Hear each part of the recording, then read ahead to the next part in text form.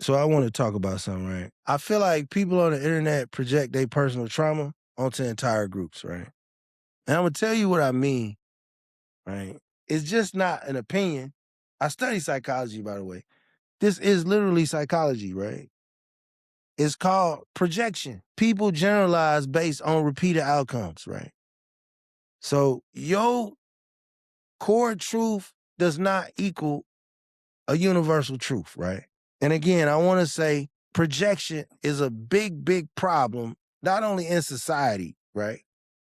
But in the Black community and the way we talk to each other as men and women. Your bad experiences does not equal the universal truth of all Black people. Just because you've dated women, every relationship has been financially transactional, and you've never felt attractive enough to feel like a woman has wanted you for you, that doesn't make all women whores.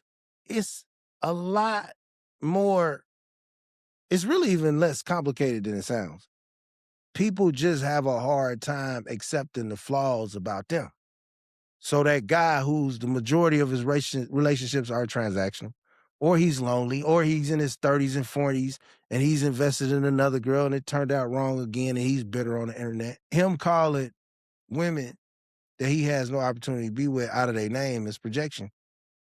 His universal truth are women only love you if they got something. That is a damaged man, but it's a lot of men like that, right? And it may be true depending on the women you seek.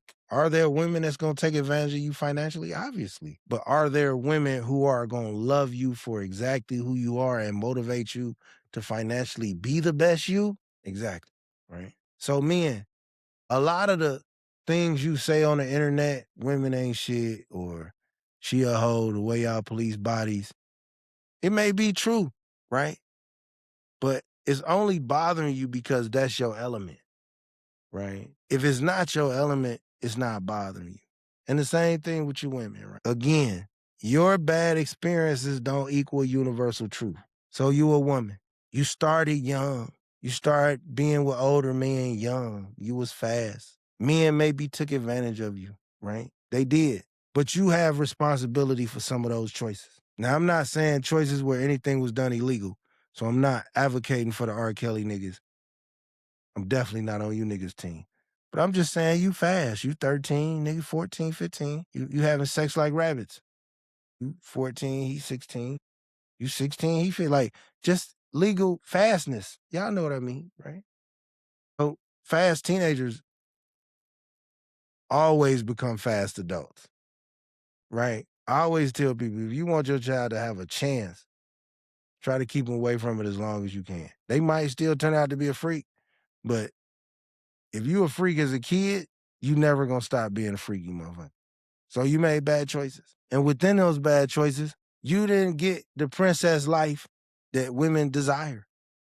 The marriage, the wedding, the white unveiling, you know, the tears, the man sweeping you off your feet, carrying you across the threshold, protecting you, waking you up every night to make sure you're safe, feeding you, loving you, taking you out of trips for anniversaries and dinners. So because you didn't get that, that don't make every man a bad guy. Because you decided to go with a man that had a whole family across town. That doesn't generalize the Black community. We're not a monolith, right? Just like it would be disrespectful to judge Black women by the worst elements of Black women. We're not a monolith. That's so unfair and unnatural. Spam call. So unfair and unnatural. And I think we got to do better. And the biggest thing men and women have to accept is your dating pool reflects your choices, your environment, and your standards. You picked them. So if you constantly picking them wrong, that's something inside of you eternally that you got to fix. And the internet is people who is full of people who've constantly picked wrong their whole life, and they got to tell you about it 99 times a day.